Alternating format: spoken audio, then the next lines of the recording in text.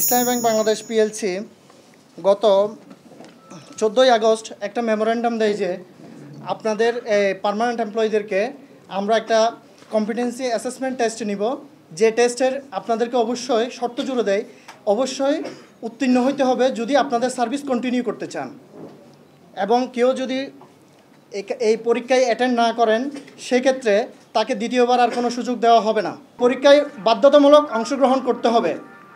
তো আমরা বুঝতে পারি যে এটা আমাদেরকে ছাঁটাই করার জন্য একটা নীল নকশা। আমরা সম্মিলিতভাবে সর্বাত্মক এই এক্সামটা বয়কট করেছিলাম গতকাল। সেটা আমাদের চট্টগ্রামে প্রেস কনফারেন্সের মাধ্যমে একবার করা হয়েছিল, প্লাস গতকাল সন্ধ্যায় আবার ঢাকা প্রেস ক্লাবে এই প্রেস ব্রিফিংয়ের মাধ্যমে এই পরীক্ষাটা বয়কট করা হয়, সর্বাত্মক বয়কট।